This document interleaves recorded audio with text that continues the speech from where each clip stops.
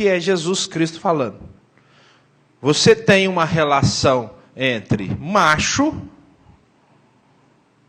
e fêmea, entre homem e mulher.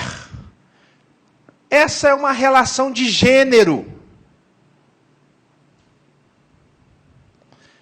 E que já pressupõe, quer dizer, eu nem precisava falar isso, né?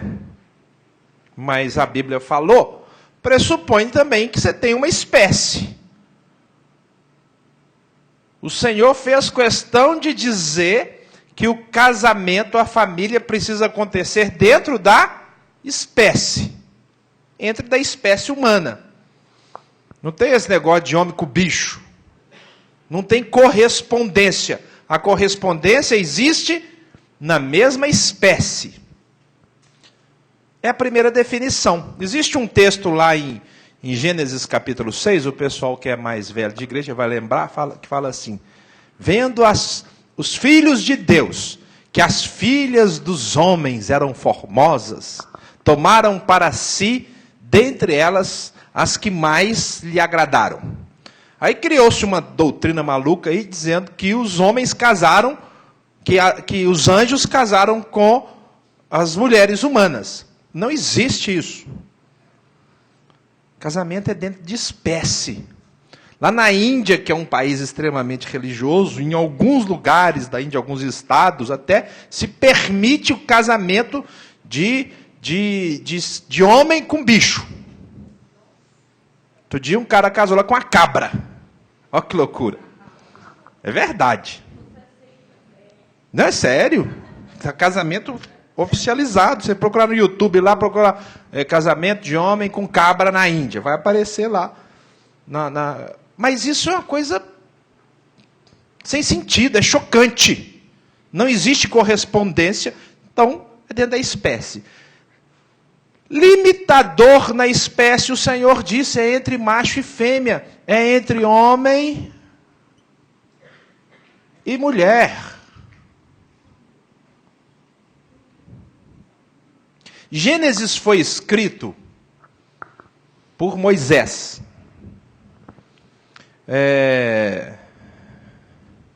O mesmo Moisés que escreveu esse capítulo, escreveu o capítulo 19. Abra lá.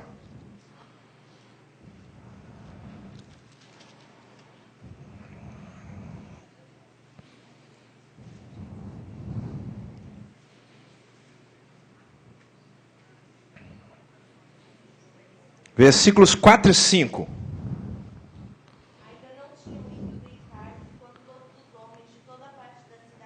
Calma, Liege, calma, você foi muito rápido, espera um pouquinho. Gênesis 19, 4 e 5. 2 anjos, em forma humana, foram visitar Ló, na cidade de Sodoma. Aí, os caras foram lá falar para Ló sair da cidade, que Deus ia destruir a cidade. E eles falaram assim, a gente vai dormir na praça, os anjos falaram. E Ló falou, de jeito nenhum, vocês vão dormir na minha casa. Porque o judeu, na realidade ele não era judeu nessa época, né, antes do judaísmo, mas o oriental, ele é hospitalar por natureza. Não, nem de hebreu. Nessa época não era nem hebreu nem judeu. Aí o que aconteceu? Eles foram dormir na casa de Ló. Agora lê, Liege. Ô, Mike, senta aqui, pega o microfone para você ficar lendo a Bíblia para nós. Pode ler, Liege? Ainda não tinham ido deitar-se, quando todos os homens de toda parte da cidade de Sodoma, dos mais jovens aos mais velhos, cercaram a casa. Chamaram Ló e lhe disseram, onde estão os homens que vieram à tua casa esta noite? Traga-nos para aqui, nós aqui fora, traga-nos para nós aqui fora, para que tenhamos relações com eles. Isso. Os homens queriam abusar, ter relações com os homens. Quem escreveu isso? Moisés. Foi o mesmo Moisés que trouxe para nós esse registro de que casamento é entre homem e mulher. Veja bem, irmãos, quando nós lemos aqui em Gênesis 2, vai lá em Gênesis 2. A gente lê o texto que conta como foi a criação e a gente lê comentário do escritor. Então, ele está contando aqui uma parte da criação. 2:22. Com a costela que havia tirado, o Senhor Deus fez uma mulher e levou ao homem, e ele disse: esta é o osso dos meus ossos, ela será chamada mulher, porque do homem foi tirada. Relato da criação. O 24 não é relato da criação. Relato da criação agora para e entra um comentário do escritor. O 24 é um comentário do escritor, é lógico. Por essa razão, o homem deixará pai e mãe. Só de dizer isso a gente sabe que é um comentário, porque nessa época só tinha quem? Adão e Eva. Então o 24 é um comentário do escritor, do autor do texto. E se unirá a sua mulher e eles se tornarão uma só carne. É um comentário de gente que quer deixar claro que casamento se faz entre homem e mulher, é uma questão de gênero. Por que se faz entre homem e mulher? Porque entre homem e mulher você tem correspondência.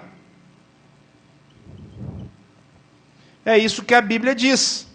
A heterossexualidade é uma questão de correspondência. Por isso que eu posso, inclusive, ensinar isso num ambiente evolucionista ateu. É só eu não falar que foi criação. Porque para haver uma correspondência real, mesmo que o cara seja evolucionista, ele vai ter que concordar comigo que na história evolucionista, se ele é evolucionista, só houve correspondência entre homem e mulher. Mesmo que o advento do homossexualismo seja antigo. Correspondência você tem aqui. Que tipo de correspondência que você tem? Você tem primeiro a correspondência sexual. Você só tem correspondência sexual natural quando você tem heterossexualidade. Todo mundo aqui é esclarecido. Então, para tratar de heterossexualidade, eu tenho que falar algumas coisas de gênero sexual. Então, por favor, não fique escandalizado. Tá bom? Você só tem correspondência sexual quando você tem órgão sexual masculino, que é pênis, e órgão sexual feminino, que é vagina. Isso aqui é uma correspondência natural. Você não tem correspondência sexual entre homem e homem ou entre mulher e mulher, porque você tem o mesmo tipo de órgão sexual. Isso é uma questão de natureza que o Senhor pôs na criação, ou que está presente na evolução, se eu fosse evolucionista. Tanto que não existe nenhuma pesquisa científica no planeta, em nenhuma academia, em nenhuma universidade, que afirme, em nenhum grau de distância, nem no bacharel, nem na pós-graduação estrito sensu, que é o mestrado, nem no doutorado, que diga que você tem uma terceira opção, além de homem ou mulher, geneticamente falando. A heterossexualidade é uma condição para você ter família. Por isso que quando alguém chega e fala, não, eu quero construir um casamento homossexual, ele está pedindo uma coisa que é impossível perante a natureza, a não ser que eu perverta o conceito. Isso é uma perversão do conceito. Se eu perverter, não, casamento agora significa outra coisa. Tudo bem, mas se eu quiser manter o sentido de casamento, eu tenho que primar pela manutenção da heterossexualidade. Ah, mas então não posso viver com o meu companheiro? Né? Porque agora, qualquer lugar, você não fala o marido, fala o companheiro. Ah, a companheira dele. Eu estava lendo uns pareceres de juiz, fala, não, a companheira dele. Para não querer machucar o ouvido do grupo minoritário que é o homossexual. Pode viver. Está aqui. Gênesis 19. A distância nem é tão grande assim. Eles já faziam isso. já tinha um tipo de comportamento estranho. Mas isso não é casamento. Isso não é família. Você só pode ter família quando você tem heterossexualidade, porque você tem correspondência sexual. Bem, você tem outro tipo de correspondência. Você tem a correspondência que está ligada à sexual, que é a correspondência de continuidade.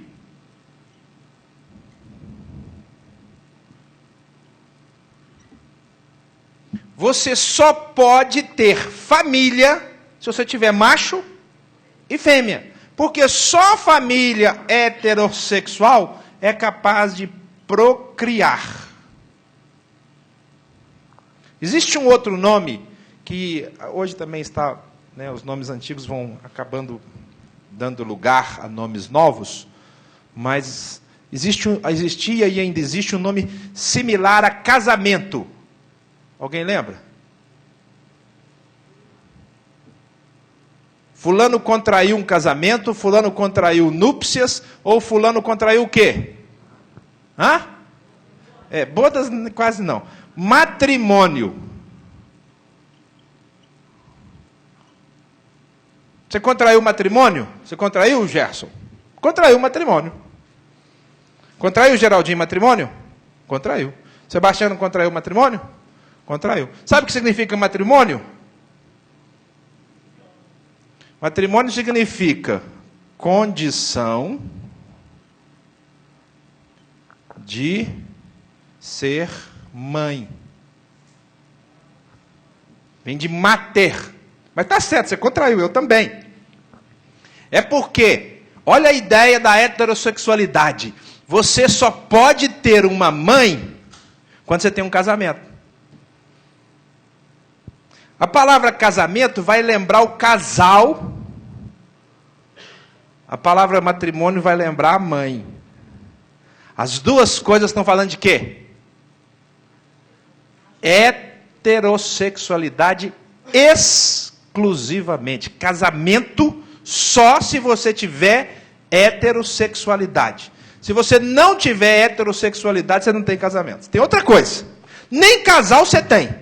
Um casal homossexual. Não, não é um casal. É um par de homens.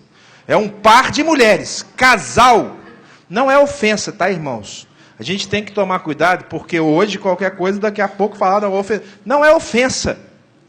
É conceituação. A conceituação tem que ficar clara. Você só tem casal quando você tem macho e fêmea. Daí você tem casamento. Aí você tem matrimônio, porque houve uma condição. A mãe é estéril. Eu vou falar sobre isso. Aí é fora do padrão. Existem as questões fora do padrão, mas o padrão é o grande número. E eu tenho sempre que primar pelo grande número.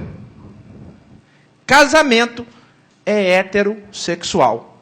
Eu tenho correspondência sexual, eu tenho continuidade, eu tenho procriação. Eu não sou desenhista, você podia pedir o William para desenhar. Eu pensei num outdoor assim. Um outdoor dividido no meio.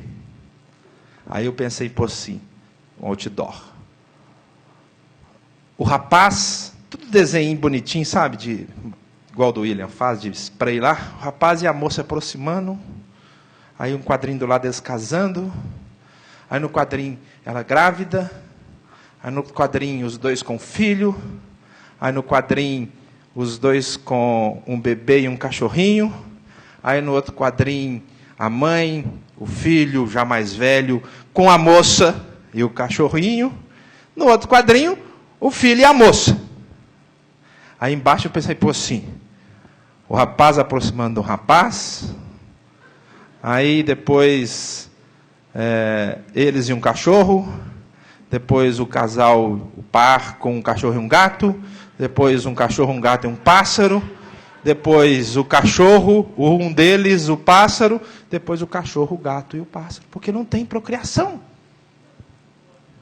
Vai parar onde? Não tem continuidade da raça. A espécie morre.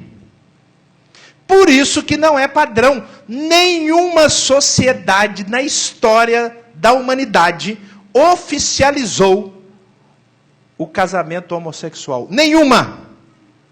6.000 anos de história. Sabe quantas oficializaram? Nenhuma, a não ser agora, século XXI. O pessoal é esclarecidíssimo. Nós somos muito inteligentes no século XXI, temos muita informação, nunca se houve condição de ter tanto conhecimento. E aí tem estados norte-americanos, Portugal, o Paraguai, nosso vizinho, agora a Argentina, e o Brasil. Vamos entrar nisso também. E o que fazer com 6.000 anos de história? Será que o pessoal dos 6.000 anos de história eram menos inteligentes, menos capazes do que a gente? Onde é que estão os melhores compositores? São do nosso tempo? Os melhores cientistas idealizadores da física e da matemática são da nossa época? Não. Nunca houve uma sociedade. Ah, não, os gregos nunca oficializaram o homossexualismo como conduta familiar. Os gregos, eles eram pederastas, é diferente. O homem grego tinha o seguinte conceito: ele tinha que introduzir conhecimento no jovem grego, na criança grega, através de relação pederasta. Não era relação homossexual familiar. Na realidade, se alguém quisesse viver familiarmente, era considerado digno de difamação. Platão escreveu isso na República. Então, irmãos, se eu falar de casamento, eu tenho que falar de heterossexualidade. Isso é fundamental. Nós temos que bater o pé e falar assim: ó, é heterossexual, é casamento. Não é heterossexual, não é casamento. Ficou claro? Alguma pergunta até aqui? Porque eu vou mudar de princípio. Tranquilo? Beleza? Maico, apaga ali para mim, por favor.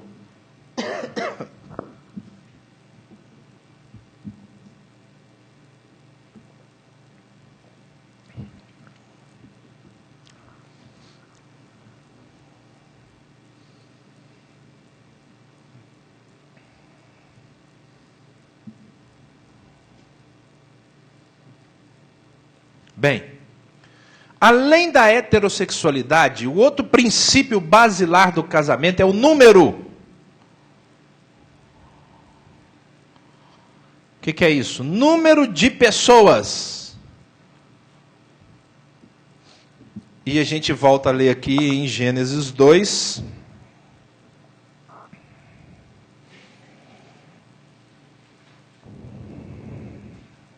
Versículo 24 de novo, comentário. Por essa razão, o homem deixará pai e mãe, e se unirá à sua mulher, e eles se tornarão o quê? Uma só carne. Quem se tornará uma só carne? Os dois. Então, base de casamento. Se você quiser ter casamento, você tem que ter o quê? Duas pessoas. Um homem e uma mulher. Senão você não tem casamento. Você só pode ter casamento se você tiver um homem e uma mulher. Dois. E não mais do que dois. Se for menos, um morreu, divorciou, você também não tem casamento. O casamento exige duas pessoas. Bem, essa exigência é deduzida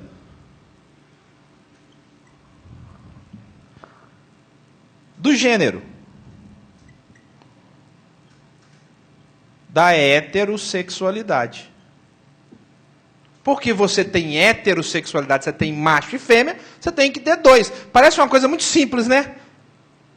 E é simples mesmo, mas a gente tem que firmar nas coisas simples, porque uma das práticas homossexuais é a multiplicidade de parceiros.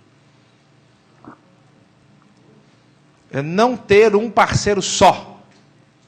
É a multiplicidade de parceiros. Ah, mas isso é uma prática hoje dos heterossexuais. É verdade, é também. Mas está errado. Porque se você quiser ter casamento, você tem que ter o número par, 2. O que isso indica? Indica, primeiro, exclusividade.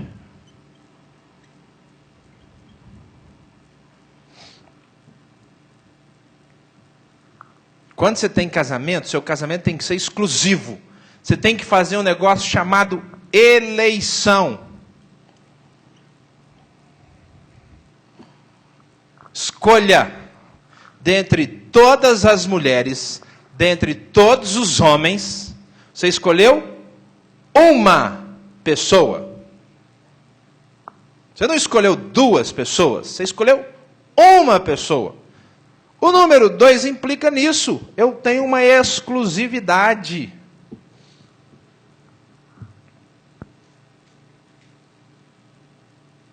E essa é uma prerrogativa nossa, da espécie humana.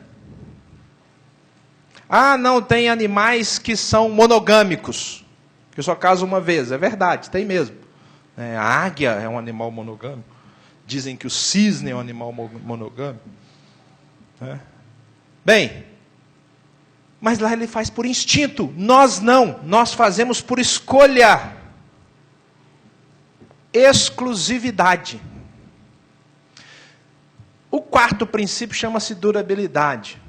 Mas, como eu ainda não cheguei lá, é possível até que você tenha, dentro da exclusividade, pessoa que está no 2º ou no 3º casamento. É possível. Mas não interessa. Se ele estiver no 2º casamento, ele está num casamento o quê?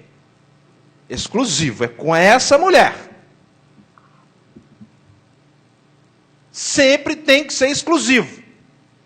Se eu entrei em casamento, eu tenho que optar por exclusividade. Se eu fiz compromisso, eu estou dizendo o seguinte, é só ele, é só ela. Durante aquele compromisso. Depois a gente vai chegar na durabilidade. Deu para entender a ideia da exclusividade? Lembra de Gênesis? Gênesis. João 4. João 4, Jesus encontrou com uma mulher. A chamada mulher samaritana.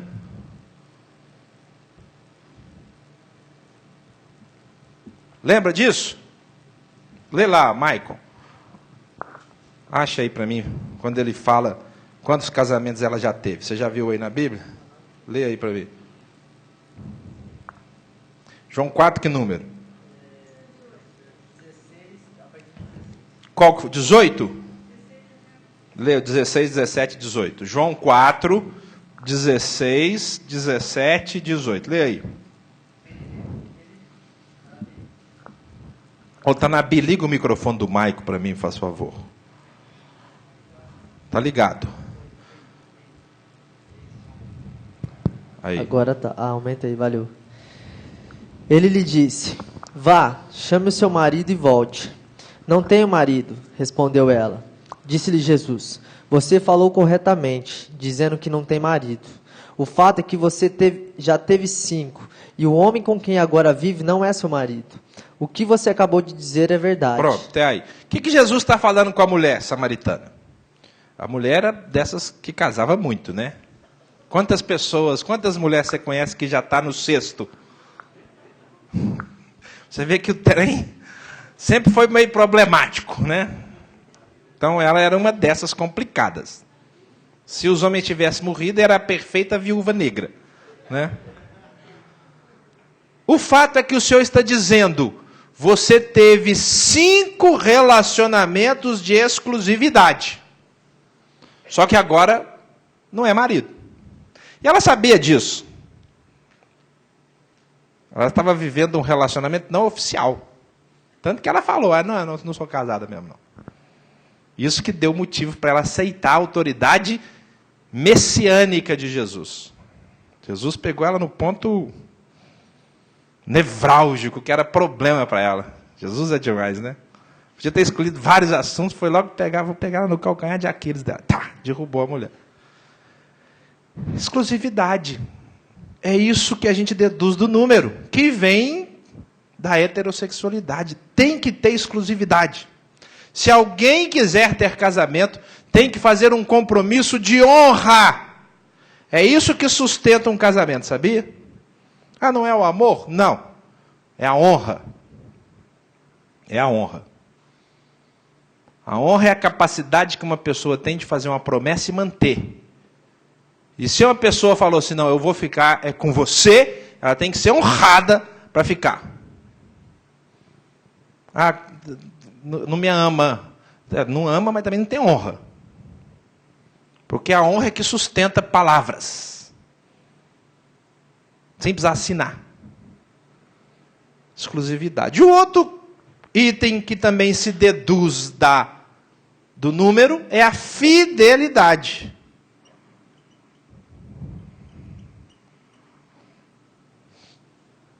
Se são dois, eu tenho que ser fiel ao outro. Eu não posso ter mais de um. Não existe a possibilidade de você ter casamento de 3 pessoas. Hoje nos Estados Unidos, eles estão vivendo esse tipo de arranjo familiar. Chama-se casamento aberto. O que é o casamento aberto? É uma mulher que vive maritalmente com 2 homens na mesma casa. Ou o homem que vive maritalmente com 2 ou 3 mulheres. É diferente de poligamia. A poligamia, por incrível que pareça, está erradíssima. Erradíssima a poligamia. Mas a poligamia, onde ela existe como lei, ela exige exclusividade. Você sabia disso? Olha que loucura.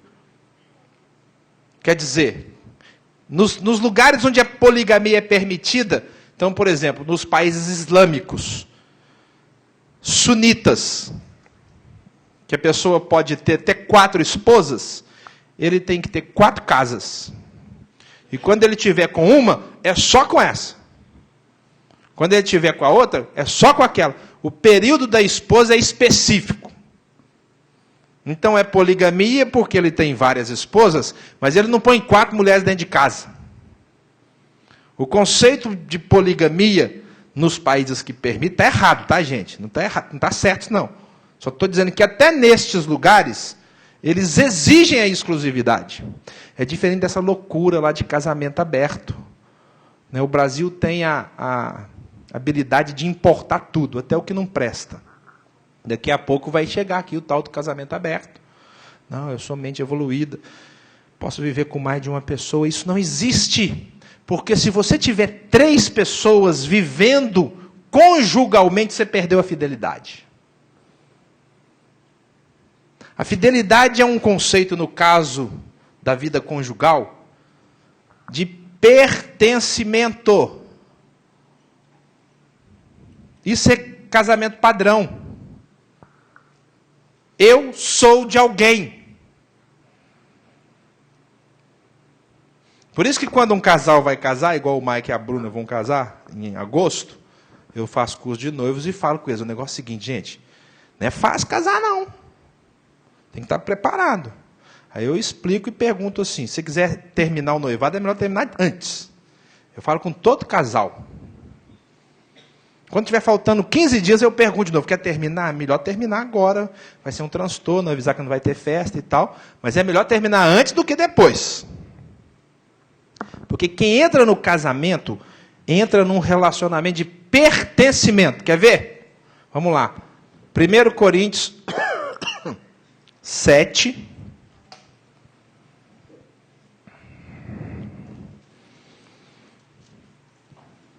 Primeiro Coríntios 7.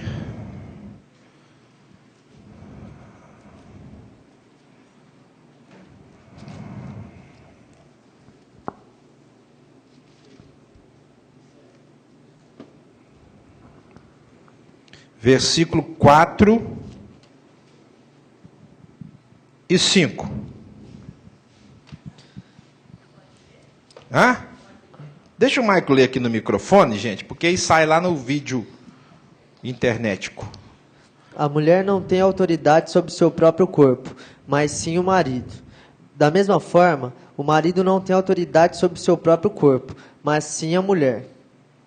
Não se recusem um ao outro, exceto por mútuo consentimento e durante certo tempo, para se dedicarem à oração.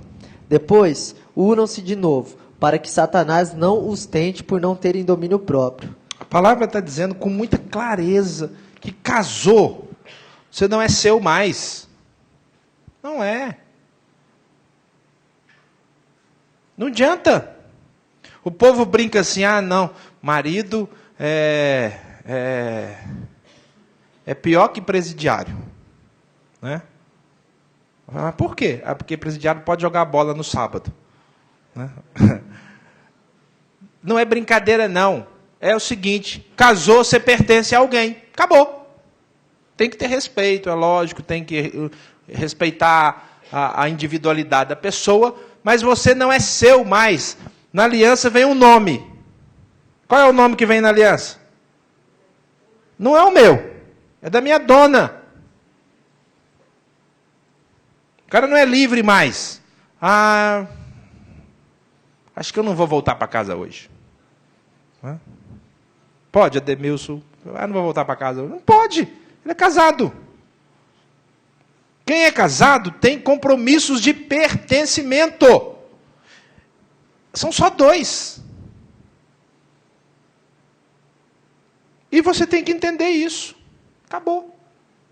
Nem relação sexual você decide, você tem que entender que você pertence a alguém. Decide conjuntamente.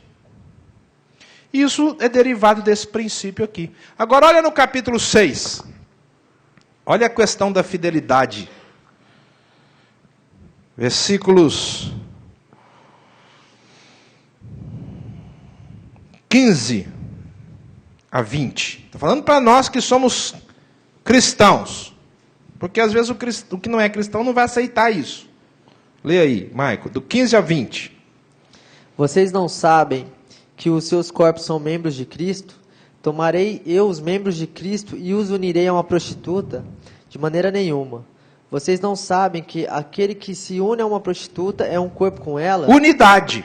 Unidade. Pois está escrito, os dois serão uma só carne. Mas aquele que se une ao Senhor é um espírito com ele. Fujam da imoralidade sexual. Todos os outros pecados que alguém comete, fora do corpo os comete. Mas quem peca sexualmente, peca contra o seu próprio corpo. Acaso não sabem que o corpo de vocês é santuário do Espírito que habita em vocês, que lhes foi dado por Deus, e que vocês não são de si mesmos? Vocês foram comprados por alto preço. Portanto, glorifiquem a Deus com o seu próprio corpo. Por que ele não falou nesse texto aí do casamento, usando o casamento como argumento? O texto é 1 Coríntios 6, 15 a 20. Por que ele não cita o casamento como argumento? Porque ele está falando até para quem não é casado. Ele está dizendo que a pessoa está apelando para um argumento maior do que o casamento. Alguém que não é casado, ou alguém que é casado, não pode ter imoralidade no corpo. E aí ele vai citar o exemplo da prostituta. Quem se une? O homem que se une com a prostituta. E na época de Paulo era possível uma mulher se unir com os prostitutos cultuais, que eram homens que ficavam no templo. Ele gera um vínculo de unidade exclusiva. É tão intensa essa unidade que ele vai usar o mesmo argumento lá. Serão os dois uma só carne. Se ele gera unidade exclusiva na hora da imoralidade sexual, ele perde unidade com Cristo.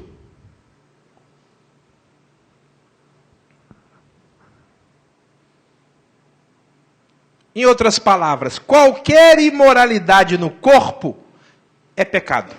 Desagrada a Deus. Deus fez o ser humano no seu corpo para agradar a Deus. O corpo de um ser humano exibe a glória de Deus. quer ele seja crente, cristão ou não. A única relação sexual que o Senhor então autoriza é a relação dentro do casamento. Porque qualquer outro tipo de relação sexual vai quebrar a unidade. Qualquer. Até a masturbação, que é individual. Eu vou falar sobre ela na quinta que vem. Eu vou entrar nas práticas sexuais ilícitas. Homossexualismo, masturbação, essas coisas que são importantes, são conceitos importantes a gente ler à luz da Bíblia, porque a Bíblia não esconde essas coisas. Quem esconde, quem tem medo de tratar de sexo, irmãos, é a tradição cristã evangélica. A tradição católica e a tradição evangélica. Que a gente vai falar de sexo, a pessoa fica vermelha. Só de falar a palavra sexo. Vamos falar de sexo? Cria um bloqueio, porque nós da tradição católico-evangélica, né, o nosso país é um país de tradição católico-evangélica. Criou-se um tabu de tratar desses assuntos dentro de igreja. Mas lá fora ninguém tem medo de tratar, lá não. Lá se educa as crianças e os adolescentes desregrada e abertamente. Então nós temos que dar a educação bíblica coerente, porque a Bíblia também não esconde isso. Ela diz esse tipo de imoralidade. Lê aí o versículo que fala: qualquer outro pecado que a pessoa cometer. 18. Fujam da imoralidade sexual. Todos os outros pecados que alguém comete, fora do corpo os comete. Mas quem peca sexualmente, peca contra o seu próprio corpo. Acaso não sabe que o corpo de vocês é santuário do Espírito Santo que habita em vocês? Tá bom, até aí. Então, você e eu temos que entender o seguinte: qualquer tipo de ação sexual fora do casamento é contrária à palavra de Deus. É pecado. É um problema moral. E trará para a pessoa, quer ela seja cristã ou não, problemas emocionais. Ela vai ter que fazer um tratamento com ela mesma para vencer isso. Porque os problemas da moral não dizem respeito só aos cristãos. Problemas da moral dizem respeito ao ser humano. Inclusive as questões sexuais. Quer ver? Vou dar um exemplo. Fidelidade. Fidelidade. Advém do número 2. Um homem e uma mulher. Macho e fêmea. Aí esse macho se engraça com outra fêmea. Ele tem um compromisso exclusivo com a primeira. E de repente tem uma relação sexual com a segunda fêmea. O que ele cometeu? Adultério. Me fala uma cultura que ensina oficialmente que o adultério é uma coisa boa. Não existe nenhuma cultura que ensine que o adultério é uma coisa boa. Nenhuma! Ah, mas as pessoas adulteram. Adulteram porque elas querem, não porque é ensinado. O adultério recebe o nome, chama-se traição. Me fala uma cultura que a traição é uma coisa louvável. Por que é traição? O que foi rompido aqui? A fidelidade. Por isso que você só tem que ter 2. Você não pode ter mais. E tem que ter vínculo. Casamento.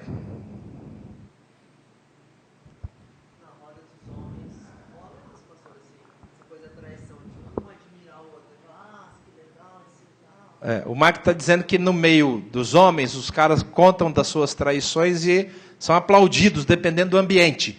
Mas não é oficial. É extraoficial. Pergunta se na festividade de Natal da empresa, o cara vai lá no microfone e fala assim na frente das outras esposas: deixa eu contar um caso para vocês. Eu saí com a mulher do ciclano. Pergunta se ele faz isso. Ele não faz. Sabe por que ele não faz? Porque ele é um covarde.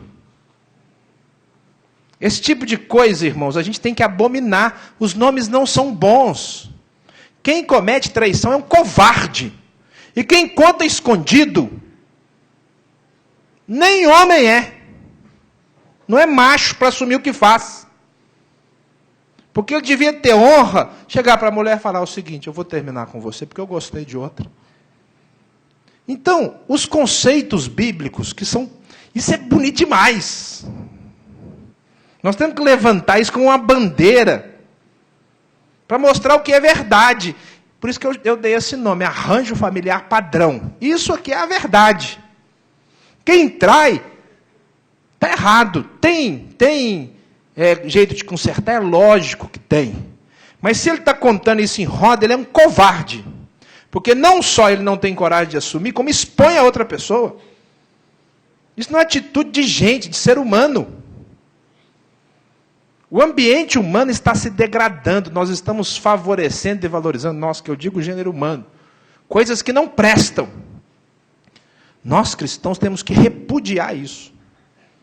Se alguém vier falar, não, eu fiz, pois é, você é um covarde. Vamos ligar para sua esposa, me dá aqui o telefone. Tá. Por isso que o povo não fala mal de mim, mal das outras pessoas para mim. Elas não gostam de falar. Sabe por que elas não gostam de falar mal para mim dos outros? Porque elas têm medo da minha reação. Porque eu falo assim, dá licença, deixa eu ligar para fulano que você está falando, chamar para vir aqui agora.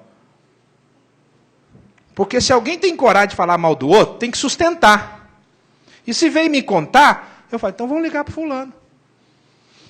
Eu falo, não liga não. Eu falo, então eu te dou 2 dias para você ir lá conversar com ele. Porque depois eu vou procurá-lo. Aí eles preferem não me contar. Aí eu acho que não tem maledicência no nosso meio. Né? Entendeu a questão do número? Número é fundamental.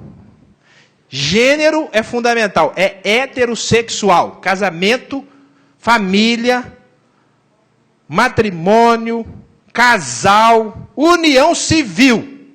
Só pode ser pensado em heterossexual. Ah, mas você não pode pensar em união civil entre pessoas do mesmo sexo. É lógico que não. Uma união civil entre pessoas do mesmo sexo só tem um nome: casamento. O que eles querem com isso?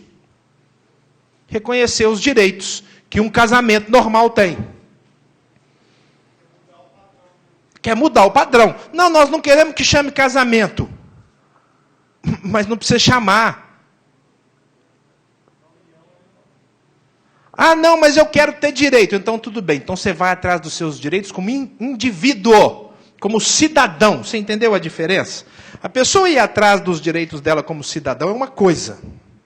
Qualquer um tem. A Constituição está aí para defender os direitos dos cidadãos. Vou dar um exemplo. O casal heterossexual casou, não deu certo, e eles separam, mas não entram em acordo. Vira um problema litigioso. O que eles fazem? Eles vão para a justiça para cada um defender o seu direito como cidadão. Então, se a pessoa homossexual quer defender direitos dela, ela tem que defender como cidadão. Mas não é isso que eles querem. É isso que a gente tem que estar entendendo. Existe, eu vou falar sobre na quinta que vem, o PLC 122. O que eles querem no PLC 122, você pode procurar no Google, é que a união homossexual seja reconhecida como casamento, mesmo só se chamando união civil. União civil é a mesma coisa que um casamento. Alguma dúvida? Vamos para frente, apaga ali para mim, Marco.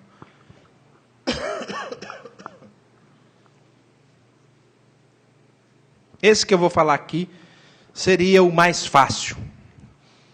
Mas é o mais difícil para um casamento padrão. Mas fica aí de alvo para todos nós. Quer sejamos casados, quer não sejamos, vamos nos casar um dia. Né? Então, heterossexualidade, a questão de número. Terceiro ponto, unidade. O que diz lá em Gênesis 2, 24?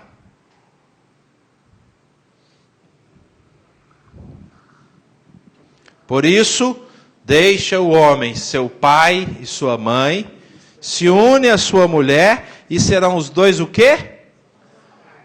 Uma só carne.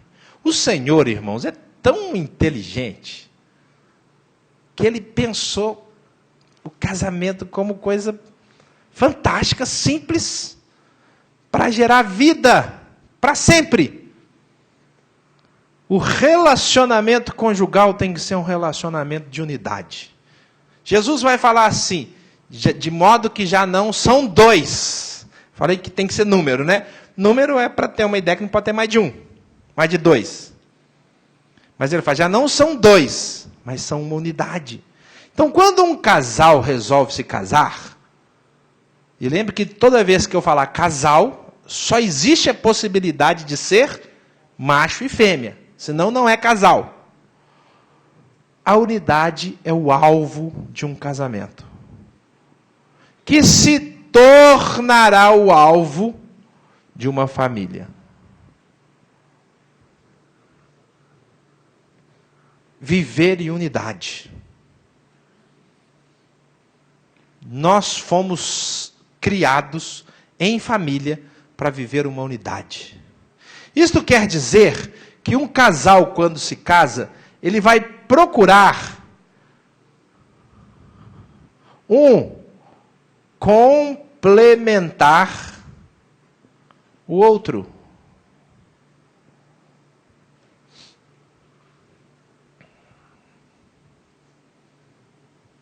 Os casais hoje estão se separando e daí nós abrimos brechas para os novos arranjos, porque nós falhamos aqui, ó. A principal área de falhas nos casamentos é na unidade. Normalmente um casal, eles ficam apaixonados, eles entendem que eles têm que construir uma unidade. Aí eles se esforçam, vão sair da casa da mãe, vão construir uma vida juntos, morar na mesma casa. O que é isso? Unidade. Aí o tempo passa, o que começa a acontecer? Separação. Começa a valer um negócio chamado eu. Eu quero isso. Eu gosto daquilo.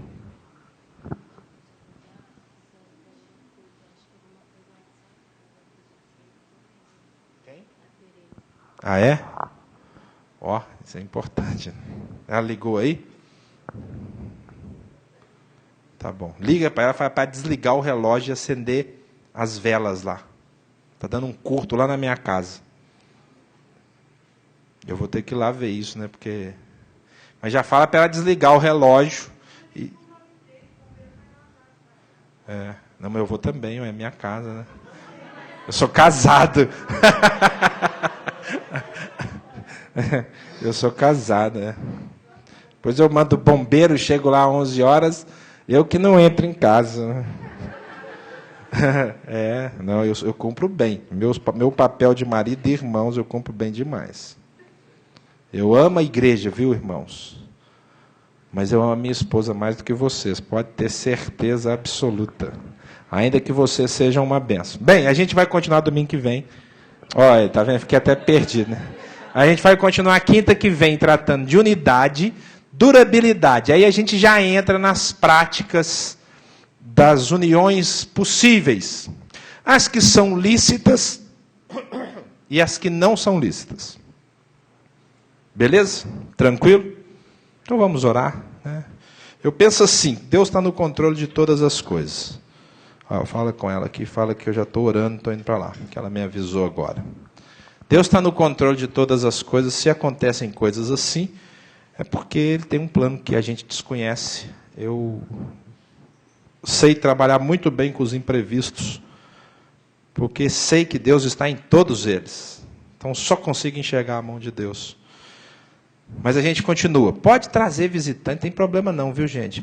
Trazer pessoas, especialmente nos domingos que a gente vai tratar de fortalecer relacionamentos. Esse domingo agora conjugal, no outro domingo familiar. Mãe, pai, filhos, essas coisas todas. Senhor, obrigado. Obrigado por podermos estudar. Obrigado pela graça do Senhor derramada nas nossas vidas. Obrigado porque o Senhor é um Deus presente que nos fortalece a cada dia. Eu creio que no tempo de hoje nós precisamos mais do que nunca nos preparar e nos defender, porque o Evangelho tem sido atacado terrivelmente. Os conceitos do Senhor têm sido vilipendiados, solapados, para se colocar no lugar uma mentira, meu Deus. Nós não podemos aceitar isso. Nós temos a verdade do Senhor, a verdade que domina, a verdade que reina durante tanto tempo. E nós não podemos nos tornar escravos de conceitos tão falazes, tão fúteis, e que muitas vezes têm dominado na cabeça de jovens, de adolescentes e até mesmo da sociedade. Que possamos nos firmar na verdade, defendê-la com ousadia e coragem, porque o Senhor é o Deus de toda a verdade, e fazendo isso nós estamos lutando com o Senhor, e quem luta com o Senhor jamais será derrotado. Leve cada pessoa em paz, dê uma noite tranquila, abençoe a minha casa, não sei como estão as coisas lá, quero estar lá para abençoar e trazer solução, eu te peço, no nome de Jesus, amém, amém. Deus te abençoe, dá um abraço no seu irmão, dá um beijo nele. Quinta-feira que vem a gente continua no nome de Jesus Cristo. Dá um abraço aí, não deixa de dar, dá nos visitantes que vieram. Deus abençoe a Áurea, a Elisa, Marco, em nome de Jesus.